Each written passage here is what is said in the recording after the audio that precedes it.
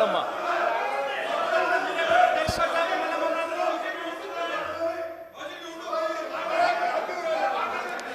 సభలో ఇవాళ 10 సంవత్సరాలు వాళ్ళ ఆర్థిక విధ్వంసం చేసి రాష్ట్రాన్ని అప్పులపాలు చేసి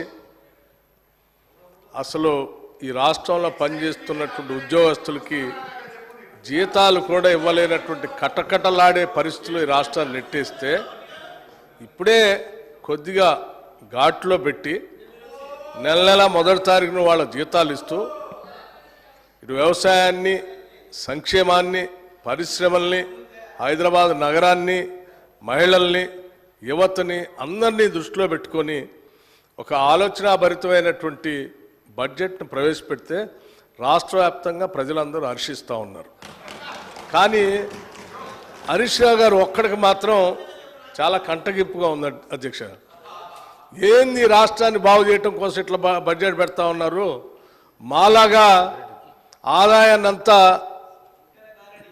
రకరకాల మార్గాల్లో ఖాళీ చేస్తే అయిపోయేది కదా, ఇదేంది అని వారు మాట్లాడుతూ మేము వాస్తవాలే మాట్లాడతాం, మాదంతా విన్న తర్వాత మీరు చెప్పండి అన్నారు. నేను సైలెంట్ కూర్చొని రాసుకుంటున్నాను. ఏం చెప్పారు? లేచి ఎక్సైజ్ మంత్రి గారట లేచారట, వారు 7,000 కోట్ల ఆదాయాన్ని పెంచడానికి గల్లీ గల్లీ బెల్ట్ షాప్ పెడతాం, మేము పెంచుతామని వారు చెప్పారట. ఇప్పుడే కదా అందరు విన్నారు కదా అధ్యక్ష, ఆ మాట ఏమన్నా అన్నారా వారు? ఇంతకంటే అన్యాయంగా ఉన్నది లేనట్టు లేనిది ఉన్నట్టు ఈ రాష్ట్ర ప్రజలకి భ్రమలు కల్పించి 10 ఏళ్ళు రాష్ట్రాన్ని సర్వనాశనం చేశారు.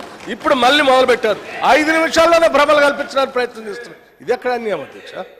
మీరు వాస్తవాలు జాగ్రత్తగా రాష్ట్ర ప్రయోజనాల కోసం క్రిటికల్ ఎనాలిటికల్గా మేము పెట్టిన బడ్జెట్ మీద ఇగో దీన్ని పెట్టారు, ఈ శాఖకి ఇది సరిపోలేదు, ఈ శాఖకి తగ్గించారు, ఈ శాఖ పెంచారు, దీనివల్ల యువతకు నష్టం అవుతుంది, దీనివల్ల 72,000 కోట్లు పెట్టడం వల్ల వ్యవసాయానికి నష్టం జరుగుతుంది, అంత పెట్టకుండా ఉండాల్సి ఉండే, మాలాగా ఏదో 15,000-20,000 కోట్లు పెడితే బాగుండేది, లేకపోతే హైదరాబాద్ నగరానికి 10,000 కోట్లు పెట్టారు, ఎందుకు పెట్టారు అనవసరం, దీన్ని గాలికి వదిలేస్తే మాలా కొద్ది వర్షం రాగానే మొత్తం మురుగునీళ్ళంతా రోడ్డు మీదకి వచ్చి ఇబ్బంది పడేవాళ్ళు, అట్లా చేయాలి. కానీ ఇదంతా ఏందని చెప్తే కొద్దిగా బాగుంది. ఇవన్నీ వదిలేసి ఏదేదో మాట్లాడుతున్నాను. నేను ఇప్పటికి కూడా చెప్తా ఉన్నాను, మీరు చెప్పేదాన్ని ప్రతిదాన్ని వింటా ఉన్నాం.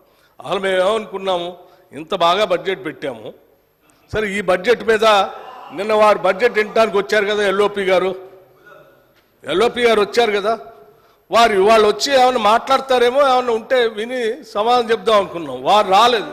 రాకపోగా వీరు మాత్రం వారు రాలేదు, బాధ్యత లేదని దీని ద్వారానే స్పష్టంగా అర్థమవుతుంది. వాళ్ళు ఏదో మాట్లాడరు కాబట్టి గుడ్డగాల్చి మీదేసి పోదామనంటే ఎట్లండి? ఇది కరెక్ట్ కాదు హరీష్ రావు గారు. మీరు పద్ధతిగా మాట్లాడినా మేము డెఫినెట్గా సమాధానం చెప్పడానికి సిద్ధంగా ఉన్నాడు. సో ఫైనల్గా బట్టి గారు కూడా డిస్ప్యూట్ చేయలే. ఒక విషయంలో మాత్రం ఎక్సైజ్ మంత్రి గారైనా ఉప ముఖ్యమంత్రి గారైనా 7,200 కోట్లు ఈ గత సంవత్సరం కంటే ఈ సంవత్సరం 7,200 కోట్ల రూపాయలు సార్. మేము మళ్ళీ చెప్తా ఉన్నాను సార్, ఇట్లా సభను తప్పుదోవ పట్టించడానికి కానీ ఈ రాష్ట్ర ప్రజలను తప్పుదోవ పట్టించడానికి కానీ ప్రయత్నం చేస్తే ఇది సరైన పద్ధతి కాదు అధ్యక్ష. నేను మళ్ళొకసారి వారికి విజ్ఞప్తి చేస్తూ ఉన్నాను. నేనటో ఒప్పుకున్నాను అటు వారు చెప్పిన దానికి. ఏ ఒప్పుకున్నాను అధ్యక్ష? మీ ముందే కదా మాట్లాడింది. అంటే ఇంతకంటే పచ్చిగా నేను అనకూడదు, మరి అబద్ధం అని, ఇంతకంటే సత్యదూరమైనటువంటి మాటలు ఎంత భయంకరంగా ఇట్లే భ్రమలు కల్పిస్తే ఎట్లా అధ్యక్ష?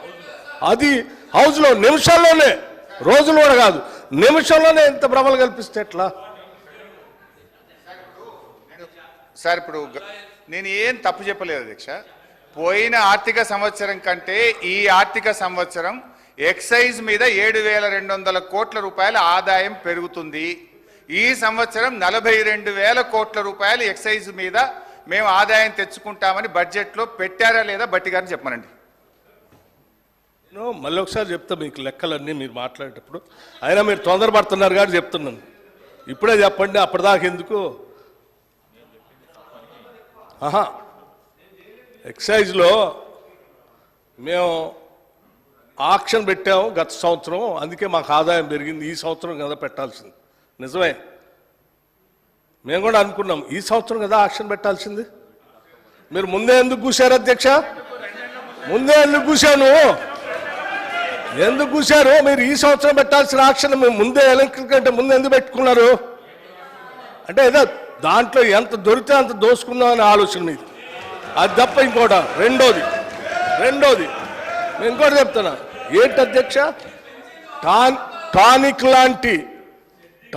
లాంటి షాప్స్, దుకాణాలు పెట్టి ఆక్షన్ ద్వారా స్పష్టంగా ప్రభుత్వానికి రావాల్సిన ఆదాయాన్ని ప్రభుత్వానికి రానియకుండా, సంబంధం లేకుండా అడ్డగోలుగా మీరు లైసెన్సులు ఇచ్చి టానిక్ లాంటివి పెట్టి ప్రభుత్వానికి రావాల్సిన ఆదాయాన్ని కొద్దిమంది కుటుంబాల చేతుల్లో బయటట్టు చేశారు.